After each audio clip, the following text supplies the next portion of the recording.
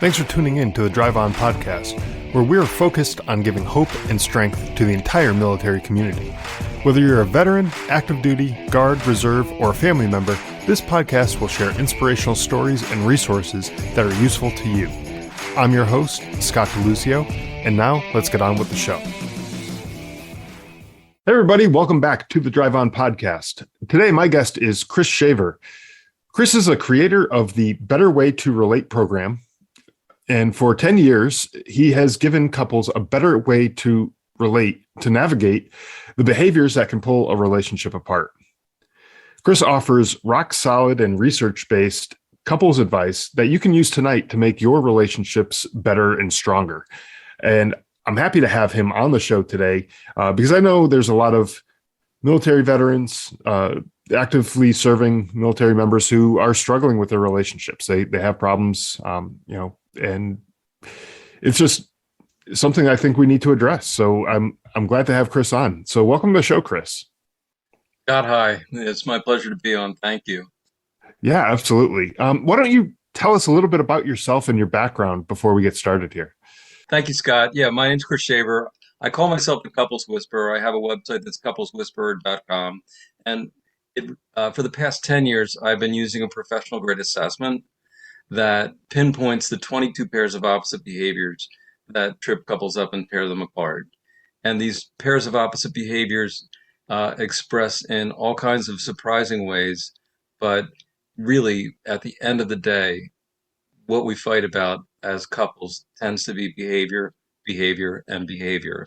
So getting a handle on that, especially for folks who get married young and maybe go away and do their service and come back, and they're trying to understand who both sides of the relationship have changed into and what behaviors work and don't work, is so critical.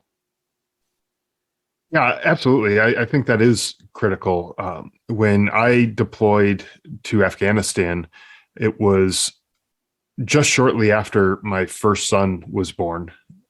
My wife and I were newly married. We just had a baby, and there's a lot of changes just as parents when you're raising a child. So, but then I also deployed. So not only did I come back as a changed person from my deployment, but I came back and my wife was a changed person as well, because she was taking care of this child for, the better part of a year. And, it does change you. Not saying it's a bad thing. I'm just saying there's changes that take place, and you sort of have to learn how to navigate those changes and work through some of that stuff. Right? How old were you when you deployed? How old were you when you got married?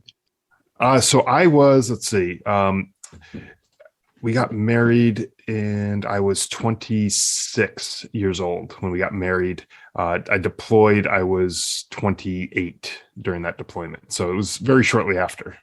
Yeah. So one of the things that this assessment actually found was that we have very clear needs for certain behaviors from our spouses, our significant others, our partners, whatever you want to call it.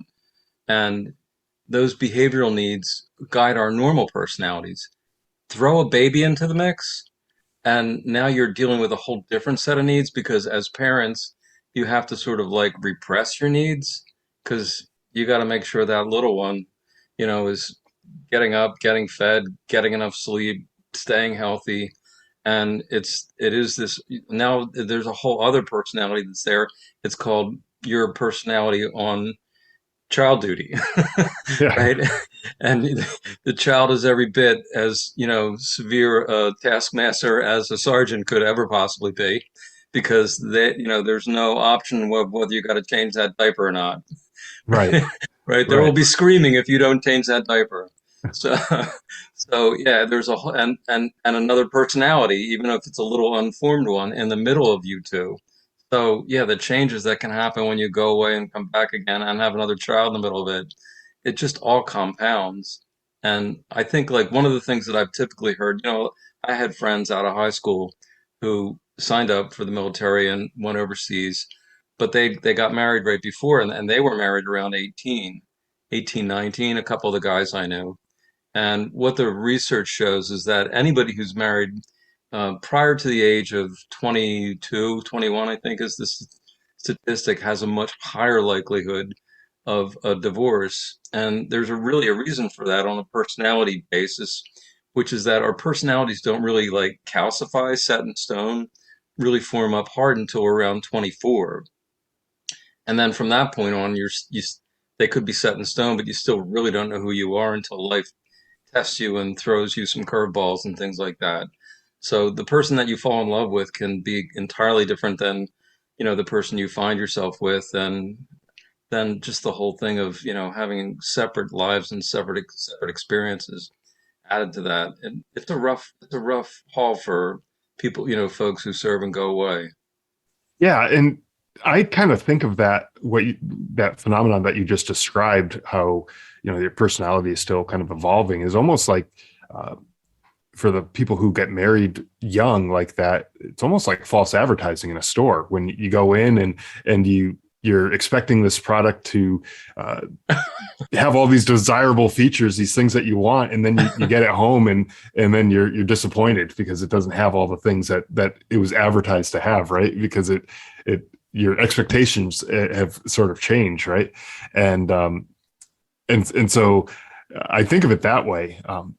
Well, let And, me and throw let me yeah, go throw ahead. one more curveball in there because we all know what it means to be on our best behavior, and dating dating behavior is definitely a form of being on your best behavior, right? And as much as you want to stay on your best behavior, eventually we all sort of, resort to who we are, Mhm. and throw a kid in there screaming in the middle of the night, and you don't have a choice. The real you is going to come out. So it's even more complicated than just bait and switch from a 21-year-old self to a 28-year-old self.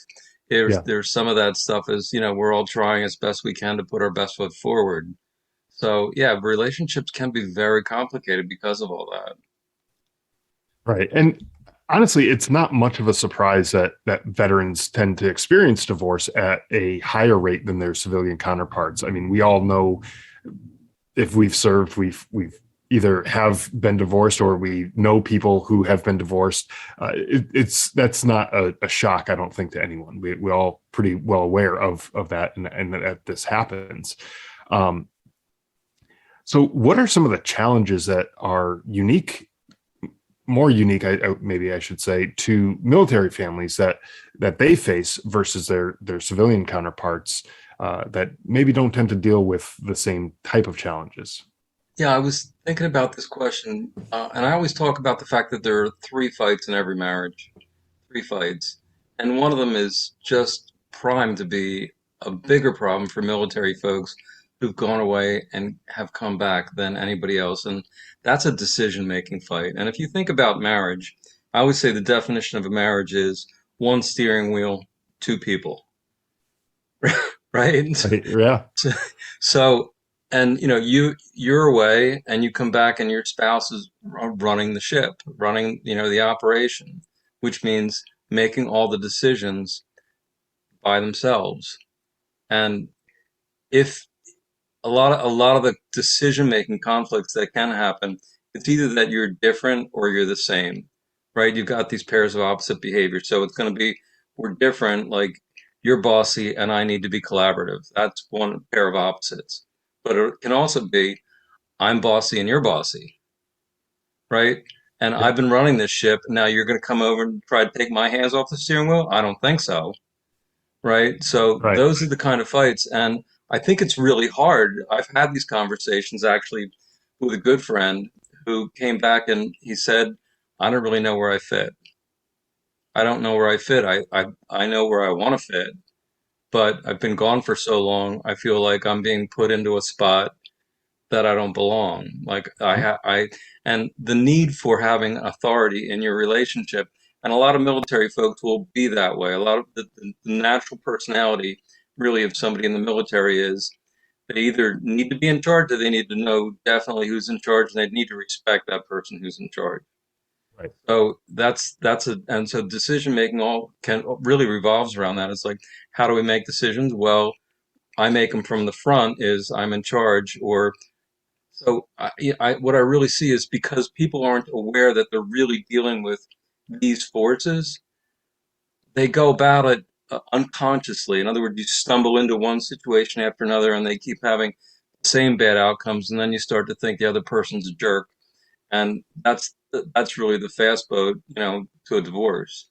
Instead Sure. of saying, yeah, instead of just saying like, okay, authority needs to be shared one way or the other. Either we need to collaborate, or you have your areas, I have my areas. But can we make room for me? Would be a way to have an adult conversation about it. And that's really the key of what I bring is how do you have adult conversations about the behavioral needs that are going on. And one of the things I noticed in my own relationship with my wife is communication, just in general, is the probably one of the more important things that you're going to have to work on. Um, my wife and I, we talk about just about everything. We cover the mundane, routine kind of conversations and things that are going on. What bills are coming up and what we might need to do around the house and all like that kind of stuff, and even the bigger things like uh, bigger financial planning kind of things. Or like we talk about all of it, um, and I think that helps to keep us on the same page, knowing what the other person's thinking. We may not always agree with each other, but at least we know what each other is thinking, and that I think helps keep us on the same track. So that way we're not getting upset when someone does something that maybe is going against what my thought of how things should be going is, or she goes gets upset because I do something that she wasn't thinking would be the right thing. We've had the conversation. We know what to expect because we've talked about it. And that way, if I know that there's a uh, big thing that's going to be something that she's not going to like, well, then I'm not going to do that because I don't want to rock the boat What's an with that type example of of that? stuff. What's an example of that? Can you give me one? Um, it, just maybe making certain purchases, frivolous kind of purchases, right? Um, we usually talk about anything over a certain dollar amount. We talk about, does this make sense to buy it, whatever. Um, and with her, if I go to her and say, hey, I want to go buy this thing, whatever it is, and she's like, well, yeah, you could, but yeah, I'm not really seeing how that makes sense financially and that kind of stuff. I could just hear the, yeah, you could, and end it right there and just go and get it. But I also know that, maybe that's not going to be the best thing. Maybe I should think about it. And so we talk about those things, and we try to help each other make the right decisions so that we're not getting upset with each other with that kind of So stuff. can I unpack that behaviorally? Yeah. Yeah. Yeah. So what I heard was we make decisions collaboratively, Hmm. right? You Yeah. you might say, I want this. I want a boat, Right. right? I want a boat, and your wife might say, yeah, we need a minivan.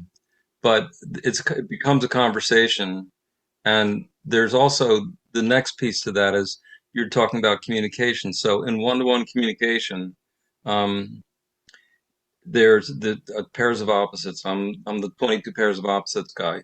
So the one-to-one communication, there are people who are very direct and blunt and to the point, and they can need that from their partner.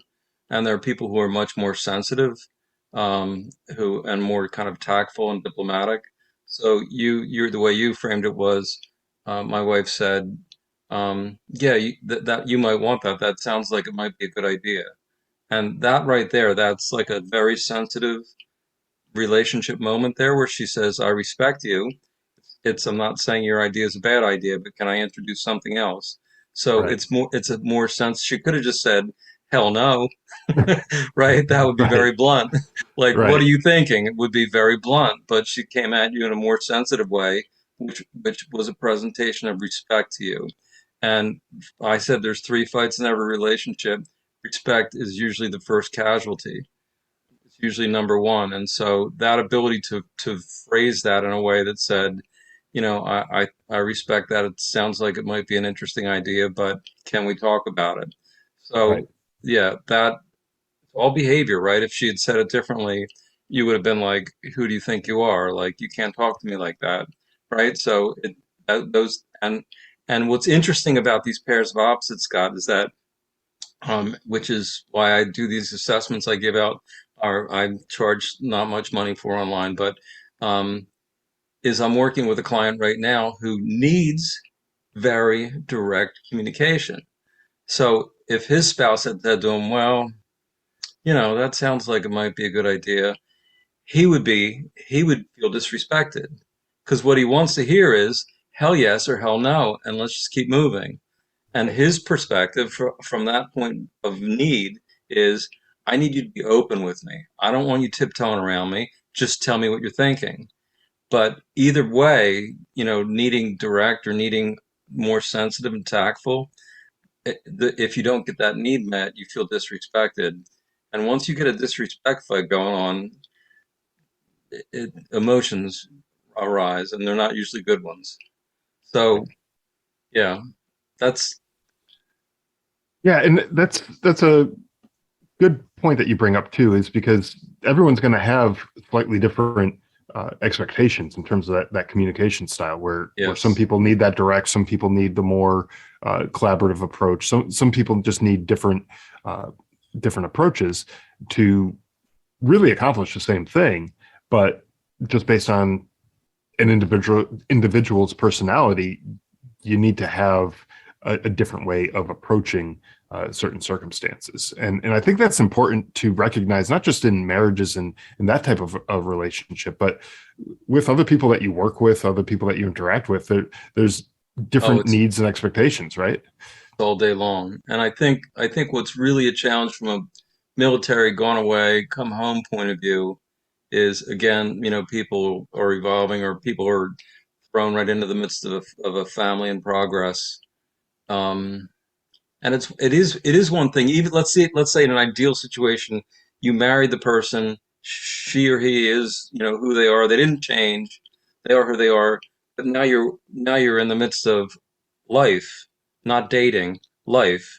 And so really seeing that under pressure, as you know, behavior changes under pressure. I mean, if nobody on earth knows that probably better than military people. Behavior changes under pressure.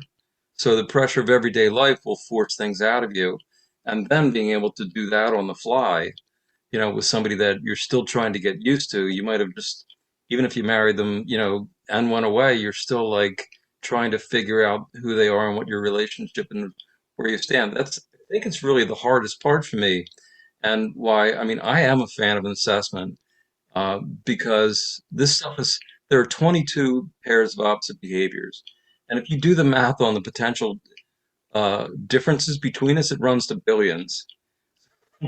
So it's just, zeros and ones, and how they all interact. And so to me, it's just like, tell me what the rules are. And what I deliver and why I do what I do is I want to tell you what the rules are.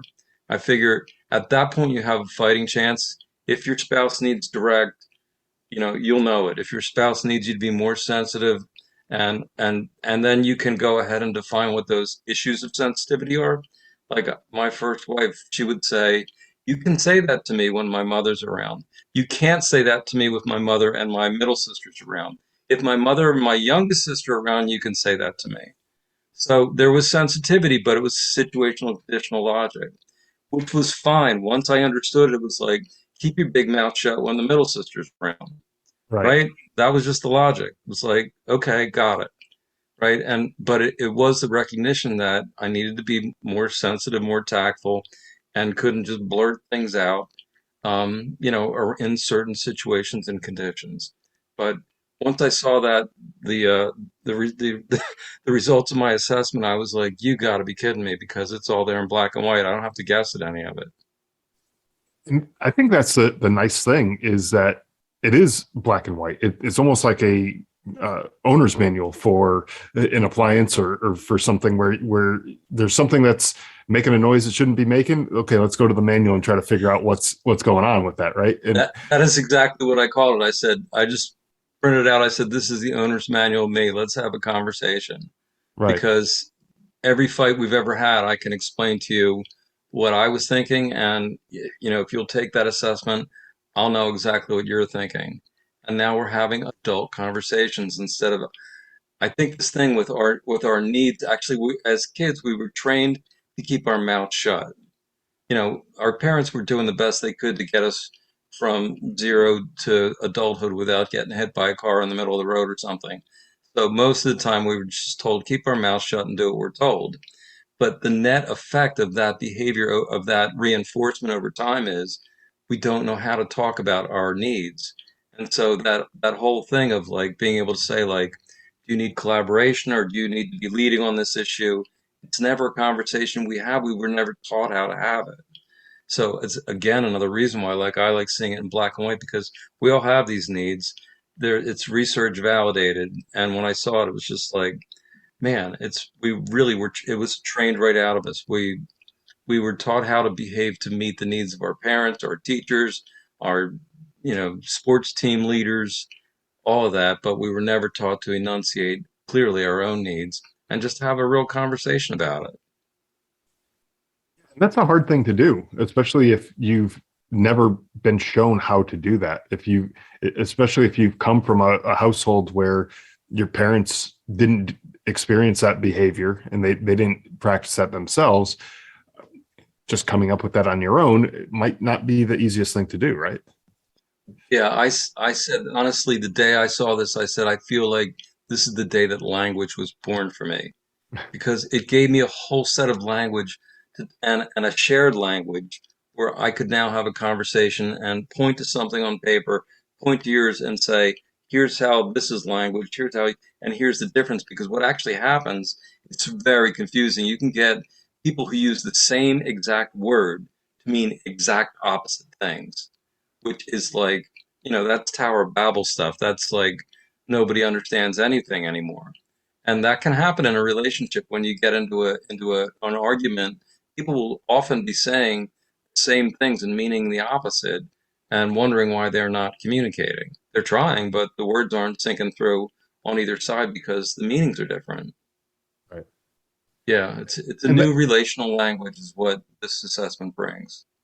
and I think it's important to understand your spouse's uh, language that they're using, and uh, if they use words like "oh, it's fine" or something like that, you might have to read between the lines and understand that maybe it's not really fine. Maybe it's just kind of a passive kind of thing that they're doing, and maybe you might want to reconsider whatever it is that they're talking about, right? Well, that's that underlying sensitivity, that tactfulness. Part of that, I think, of being able to, even if you're direct, like I'm a very direct human being, but recognizing that now my significant other, it has very high needs for respect, which means that sometimes it's not even just saying, "Oh, that's fine," in a kind of strange tone of voice. It might just be a little bit of a sideways look, Mhm. right? And it's like, now I know it's like I'm not in trouble. I just something landed hard over there, and I just need to figure out if I can do it myself, I'll say, "Oh, I didn't realize you would take it that way." And if I can't figure it out, it's like, "Can we just stop and have a conversation? Because I see that I said or did something that landed hard for you, and I Right. and I didn't mean it. I'm an idiot, and so let's just talk about it." Right? Because Right. I don't have her sense, I don't have the range of sensitivity she has. I really do prefer more direct, but she just has, it's just different. And I'll just say, it's just simply that. And it's what the research actually has found is that couples who succeed have the ability to have a meta conversation, to stop the conversation about the content, step out and talk about the relationship. And so by saying, can we just step back for a second? Because I know what I said landed hard. Can we just step back and have a conversation about it so I can understand your point of view? And that I can tell you, um, gets you worlds farther than just saying like, "Oh crap, what could I possibly have said now?" Like just blaming your partner in your mind because you know, don't be so sensitive for God's sake. Whatever. That's the kind of thing that happens if it's over time. But to me, it's just That's who you are as a human being. I'm just going to stop and ask you what it was. Take a time out, and it's a huge. That's a huge thing. If people took nothing else away, it would just be like, take a time out and say, that landed hard. Can you tell me what it was that I did that made you feel that way? It's a great big deal in relationships. So let's talk about the program that you have and how that works with couples as they are kind of navigating through their relationship. So it's called the Better Way to Relate program. Um, Tell us more about that and how that works. What couples can expect when they get in touch with you. Well, I at this point, what I have is a variety of reports. People would come to coupleswhisperer.com, and at the moment, you have to email me. I'm setting the whole thing up so that it all flows. But right now, I'm still at the point where I'm working one-on-one with couples. But they would email me. I'd set them up. They could take an assessment, and I have a variety of reports that I would run. So a popular one would be the biggest mistakes that your spouse could make with you. So it's just like those big hurdles. These are the thou shalt nots, the big flashing red lights. Don't go there. That would be one report. I actually have over 20 reports. I can do a report on relational disruptors, which would be, it's kind of like the biggest mistakes, but it's a longer list. It shows you your behaviors, what you need from your spouse, and actually what your behavior will look like when your needs aren't met. And what happens when our needs aren't met is very reliable. We get into our stressed out versions of ourselves. So it's kind of how to avoid that. But I have 20 different reports. They're all I'm in the midst of being spelled out on my website, The Couples Whisperer. And if you know, to me, if it's right now, if you're having an issue, just maybe shoot me an email. My email address is on the site, and we can have a conversation. I recommend a report for you. They're all about um, around 79 bucks. Some of them are a little more, some are a little less. But what I'm trying to do is create a platform that people can get advice right now when they need it, right now, and they don't have to go to a marriage counselor. Most people wait 6 years, and by the time they hit that marriage counselor, they hate each other and they can't be fixed. I'm trying to meet people were at the point of need, right, where they need it, so they can take an assessment, get rock solid advice on what they both need and what they should and shouldn't be doing with each other. And it's pretty affordable considering you wait much longer and you end up going to a marriage counselor. That's probably going to cost a lot more. And at that point, your relationship is already sort of in Comprom- trouble at that point, right? And Compromised. yeah, it's already fairly compromised, right? So, for getting these reports that, like we were saying before, it spells things out just like an owner's manual, where it says, this is what you did wrong. This is what you need to do for troubleshooting steps and figure out Yes. what the problem is, right? Um, I think that is an incredibly valuable thing for people to have in their toolkit in their marriages and their relationships, so that they can navigate through and better understand the needs and the wants and the desires of their spouse. So that way they're not just trying to stab in the dark and guess what they did right, what they did wrong, Yeah, why that fight happened or whatever. if you think about a military life, um, you're stepping into a world that's highly structured. So structure is one of the behaviors, and usually it expresses that you have a high need for structure, right? So you're going to know what to do. You're going to know who's going to tell you what to do, and you're going to do it. And I think that's the beauty of this program. It's not that there won't be some, you won't have. It's again, I don't know about the military, but I know that right now that they're teaching the military, you know, the objective. You go in and then you got to think your way through how to meet that objective. So it's a lot. These assessment results are a lot like that. This is the objective, and then I'll give you in the videos that I'm starting to create for this. I'll give you how to meet those objectives under fire, which is what happens when you're with your spouse. right? And the kids start, the diapers leaking and the dog's barking and somebody's knocking at the door.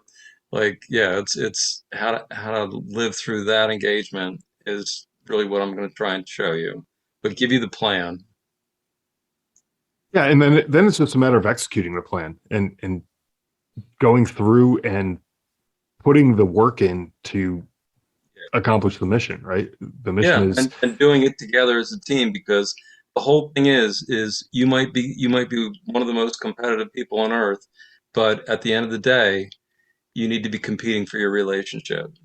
And the relationship, the bigger objective is keep the relationship alive.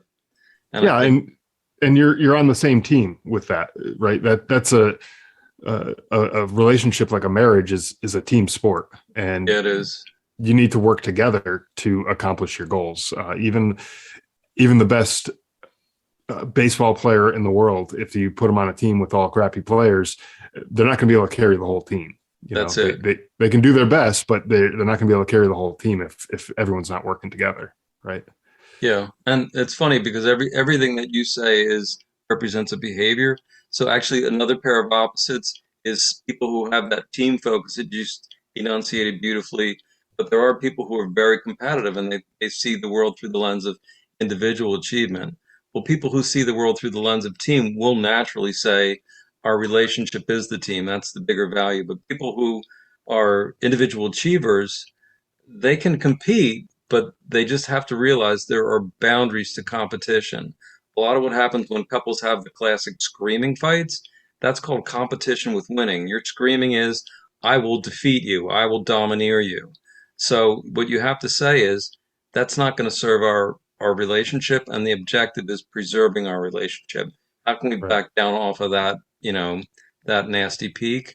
So it's really again almost everything that comes out of our mouths relates to our behavioral framework, what we need from each other. And I can hear you and your wife see through the lens of team, and that's your framework. Other people have different, and the challenges come with both sides.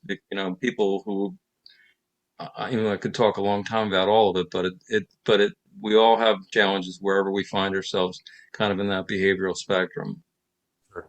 Yeah, absolutely. And there are challenges. I mean, you're never going to find two people that are 100% on the same page of every single thing. And, Ever, it just doesn't happen. Right. right? Uh, but if you can find two people who are willing to work together to uh, achieve that common goal, right. And it could be working individually, like you were saying, they Yeah. could be two individual achiever type Yep. people.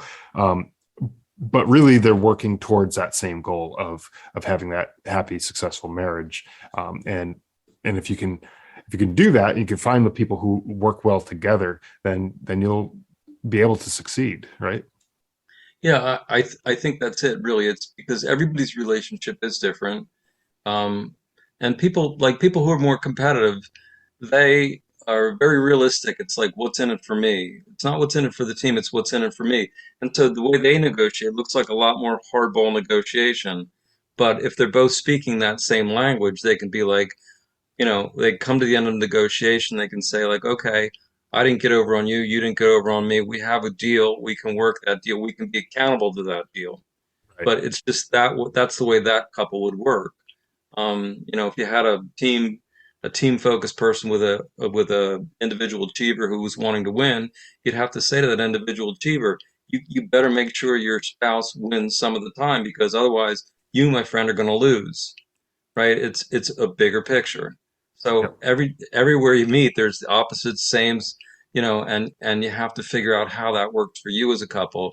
But again, having it in black and white and seeing like, I'm an individual achiever, competitive, and my wife or spouse keeps losing, like, and I see that look in that face, and I might feel great that I won, but it might not be this year, brother, and it might not be next year, but that day will come where your spouse will say, you know what, I've spent 20 years losing every argument to you, and I just can't do it anymore. And a lot of people get that letter in the mail from the attorney saying, your wife has filed for divorce because there's long-term effects for this stuff. A lot of people live kind of moment to moment with that stuff, but half the relationships dissolve within the first 7 years. The other half, there's kind of like these moments around the 20-year mark. There's another moment, there's another big moment, and in between there's, a filter. But some of it's, just can't figure out each other at all, and some of it's just getting worn down over time, I think. Yeah.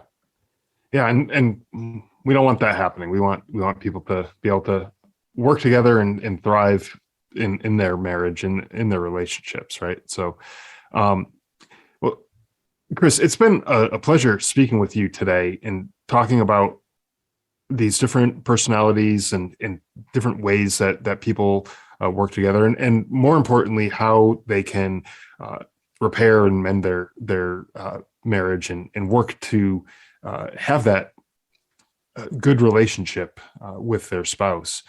Where can people go? I know you mentioned the website earlier. I want to give you a chance to mention it again, and Sure. and anywhere else that people can go to get in touch with you and find out more about your program.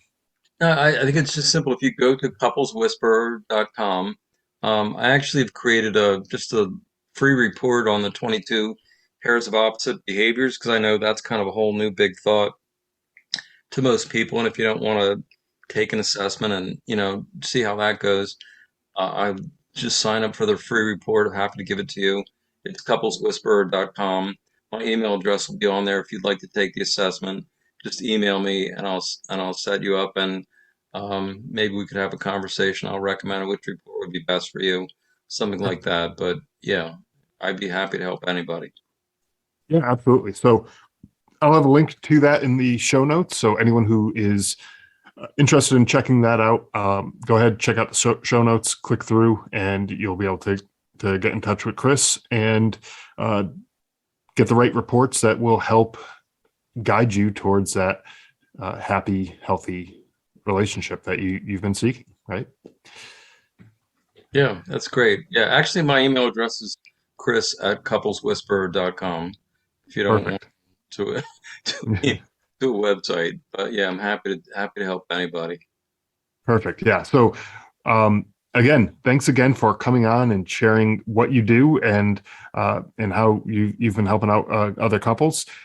Thanks again, and I really do appreciate it. Thank you, Scott. It's been a pleasure. Thanks for listening to the Drive On Podcast. If you want to check out more episodes or learn more about the show, you can visit our website, driveonpodcast.com. We're also on Instagram, Facebook, Twitter, LinkedIn, and YouTube at Drive On Podcast.